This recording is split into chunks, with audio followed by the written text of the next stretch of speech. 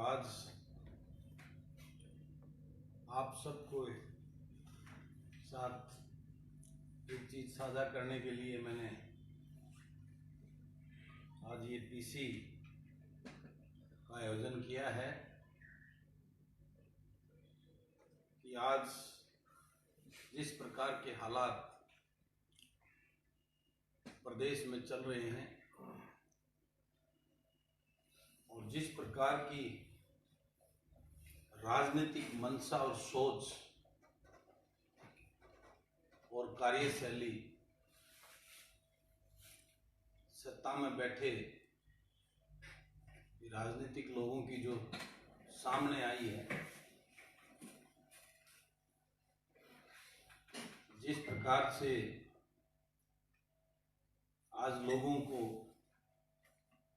ये बात समझ में आई है कि सत्ता में बैठे ये जितने राजनीतिक दलों के लोग हैं, इनको इस लोगों से कोई सरोकार नहीं है। ये सत्ता का सुख भोगने के लिए इसको एक राजनीति की तरह ना लेकर, जो राजनीति लोकतंत्र में एक जन सेवा का माध्यम होती है, लेकिन आज के इन राजनीतिक लोगों ने ये बात स्पष्ट कर दी है इनकी कार्यशैली ने कि इनको राजनीति ये लोकतंत्र के मंदिर जिसमें सेवा भाव से राजनीति में लोग आते हैं, लोगों के वकील बनकर उनकी सेवा करने के लिए, वो ना होकर ये एक सत्ता भोगने का और पैसे कमाने का एक बिजनेस इन लोगों ने बना लिया है। और ये चीज आज पूरे प्रदेश के लोगों की समझ में आ गई है।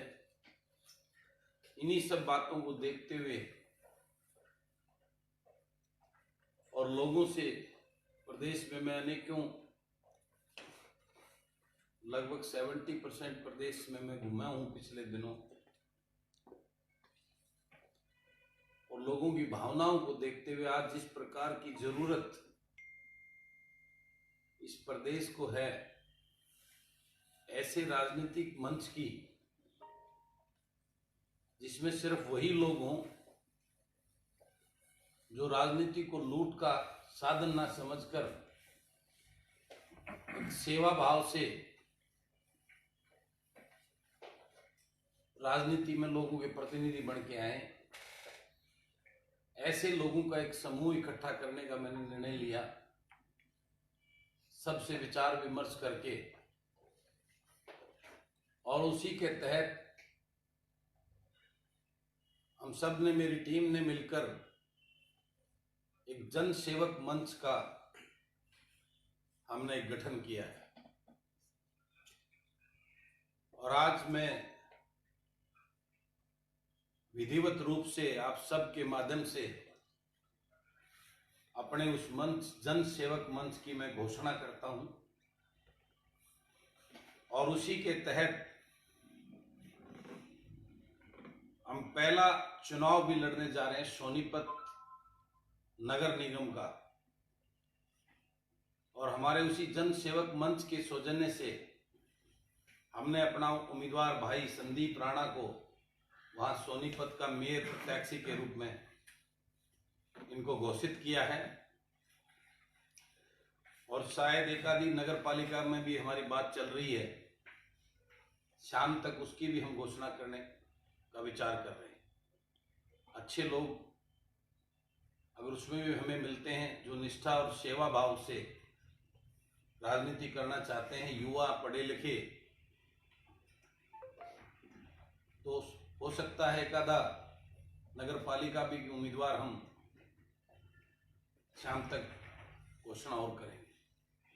लेकिन मैं आप सबको बताना चाहता हूं कि आज जिस प्रकार की एक राजनीति किसान को लेकर चल रही है, आज किसान को बर्बाद करने के लिए भाजपा सरकार ने जो 3 काले कानून, किसान का डेथ वारंट मैं उसको कह सकता हूं, उसको किसान पे थोपने का काम किया है। और ऐसी स्थिति में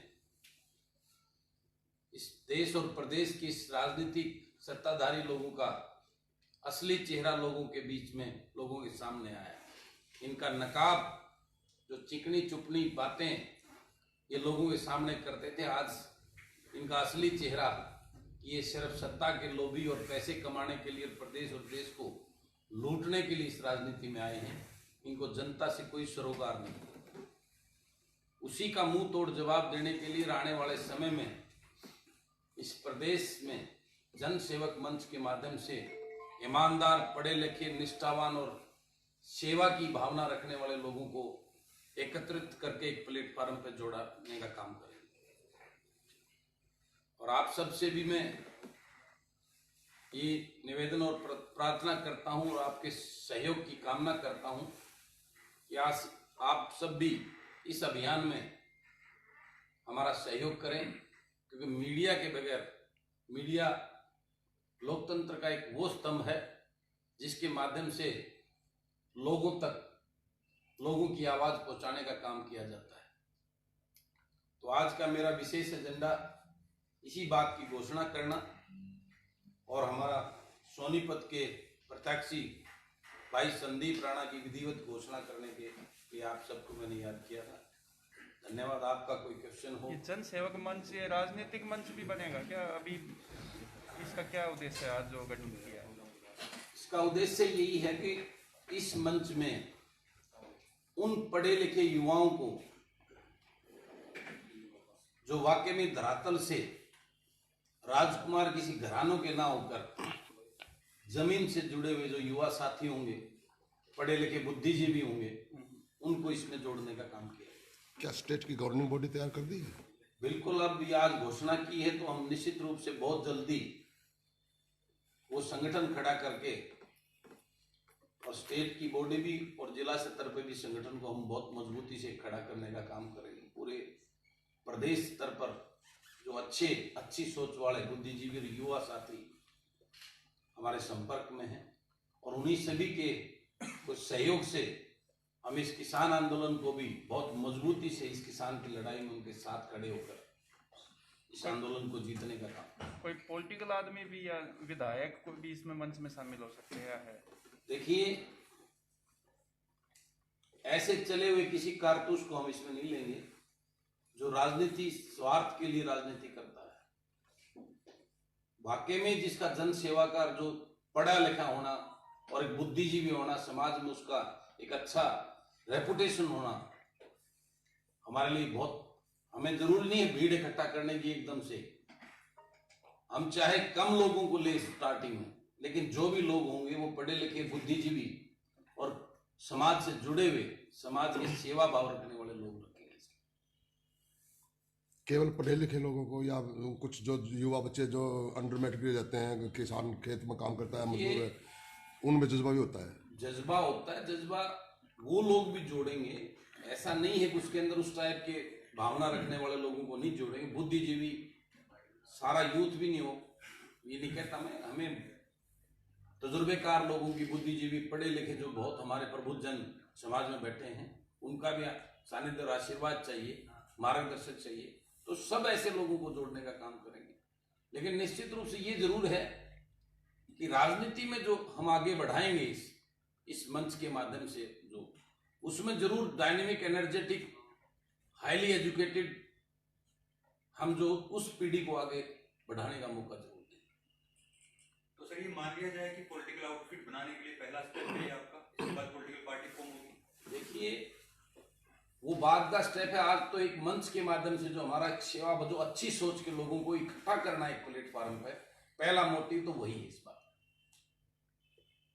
उसके बाद आगे जब सारे लोग संगठन बन के तैयार हो जाएगा, उसके बाद निर्णय लिया जाएगा उसको आगे किस प्रकार से बढ़ाना है।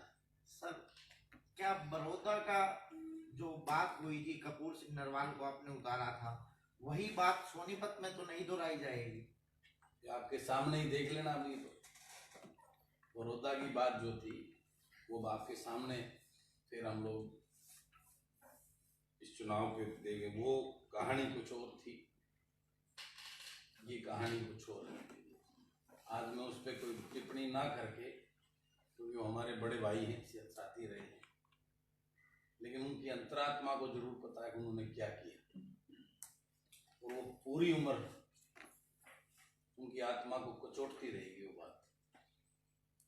यही बात में इसमें सारे अर्थ, आप बुद्धिजीवी हो, समझते हो मेरे अर्थ, उसका मतलब क्या है। इस मौके पर कोई ऐसा नाम बताएंगे जो आपके साथ इस जनसेवा मंच में आपके साथ कंधे से कंधा मिलाकर काम कर रहा है?